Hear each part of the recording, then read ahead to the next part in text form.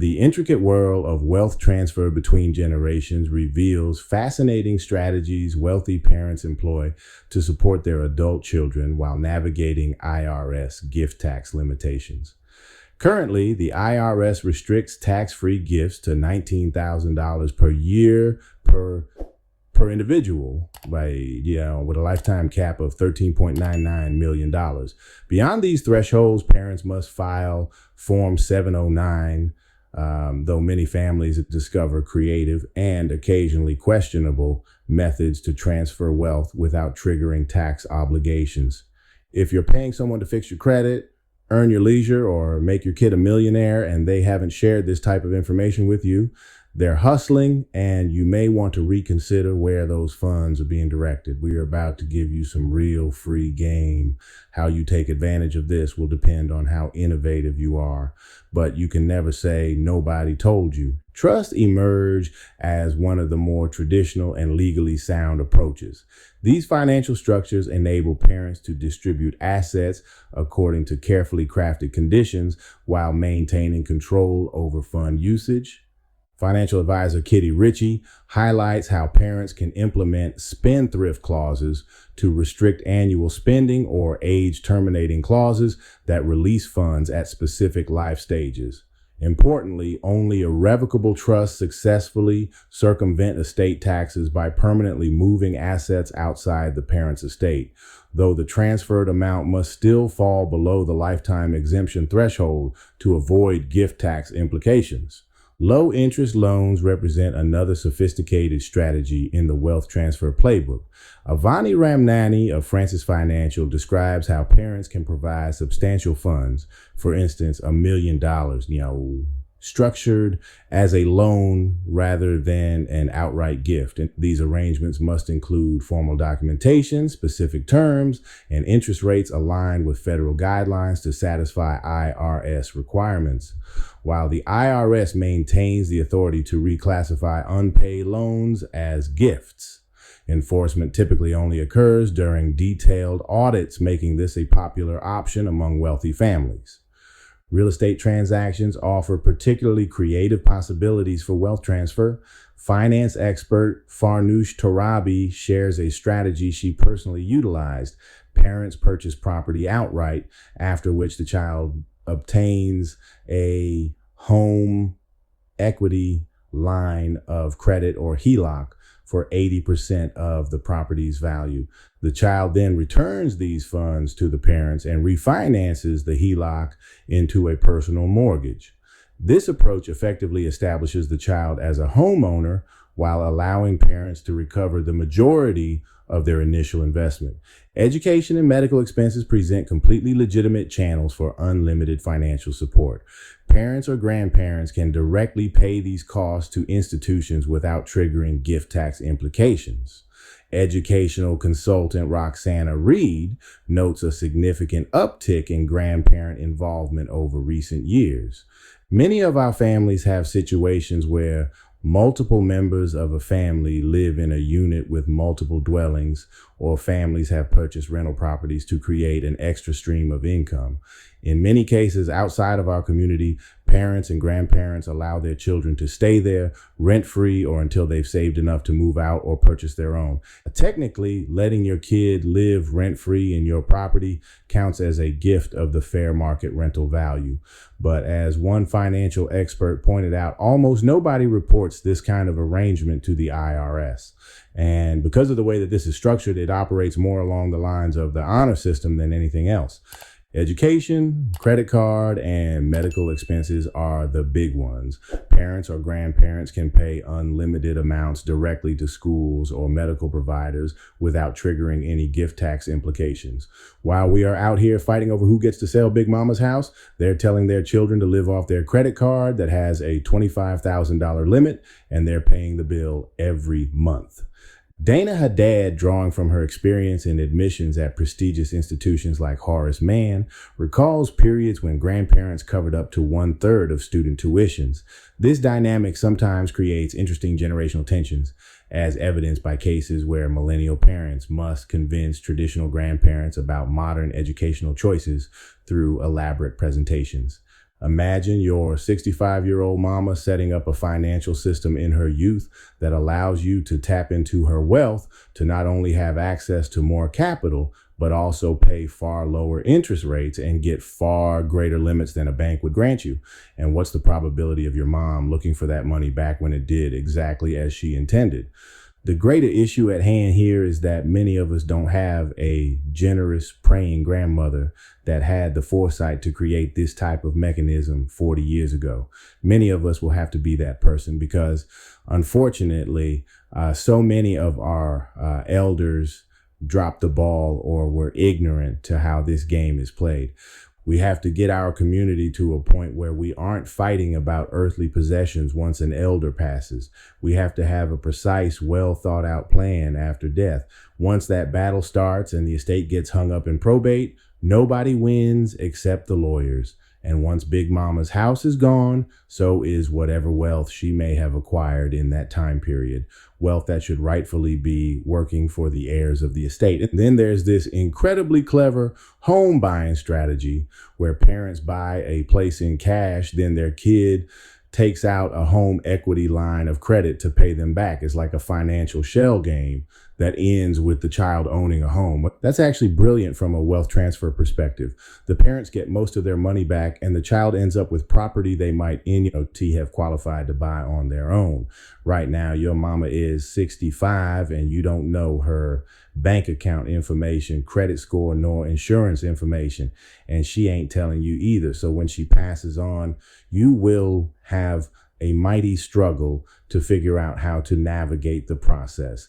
The pied-à-terre strategy involves parents purchasing an apartment they rarely use while their child resides there permanently.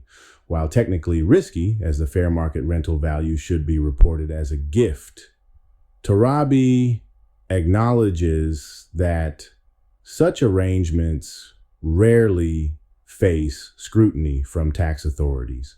This approach has become increasingly common in urban areas, particularly among families with children living in expensive cities.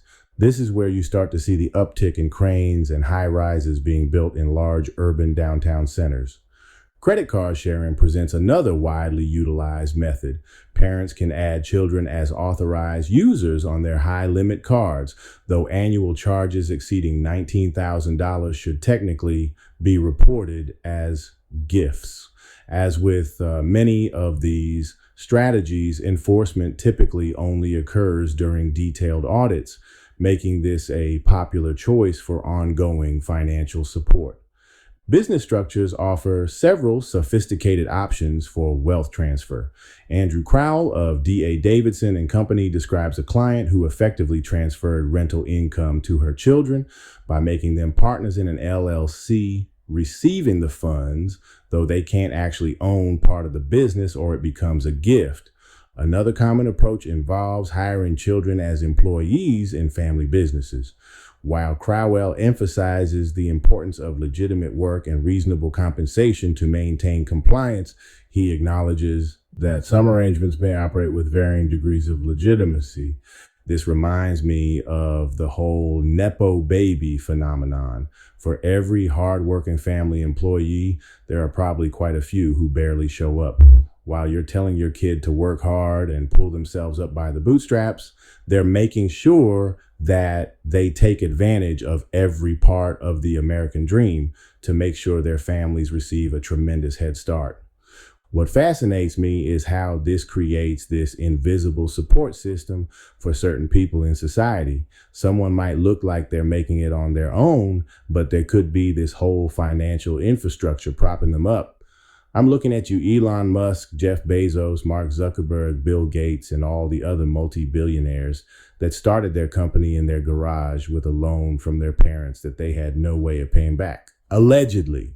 This is where trust LLCs and holding companies become prominent players in the game, and how you organize these will go a long way towards building and protecting your family's future wealth. It highlights how wealth perpetuates itself across generations when the progenitors of that wealth understand how to play the game. Corporate welfare also plays a big role as the United States government. and it's no bid contracts, and corporate tax breaks have given greater advantages to those with the resources. These types of strategies aren't available to everyone. You need to have significant assets to begin with. Cash transfers under $10,000 represent the most straightforward, though potentially problematic method, as banks don't report these transactions to the IRS. Peter Anastasian of Wealth Enhancement Group carefully acknowledges the existence of this practice while maintaining professional distance from endorsing it. This is where you start to see those $9,999 financial transfers. This method is very popular in the political space as well. This approach, while simple, carries significant risks and ethical considerations. These various strategies illuminate the complex landscape of intergenerational wealth transfer, where affluent families navigate between strict legal requirements and practical realities. While some methods clearly comply with IRS regulations, others operate in more ambiguous territory, highlighting the persistent tension between tax law compliance and family financial support. You will need access to the right financial advisors who understand these complex strategies. It's like there's this whole secret financial language that only certain people get to learn. Meanwhile, we're out here letting a cute fat bitch with a BBL and a C- public high school education do our taxes and fix our credit. Every year around the same time, we see the same shit, and nobody has a testimonial or any real life consistent examples of people that are currently winning using these strategies. Historically, every time new regulations are put in place, creative financial advisors find new ways around them. It's like this endless dance between wealth preservation and tax authorities. We can't mention this in a historical perspective without telling you that historically, anytime Black folk decide to exercise their rights within the law, a certain group of people usually always change the law. Think about gun laws before the Black Panther Party for a real life example, or cocaine sentencing versus crack. I think you get the picture. And what's particularly striking is how we miss how much effort, sacrifice, willpower, and discipline is required to implement these strategies before we even get to long-term planning.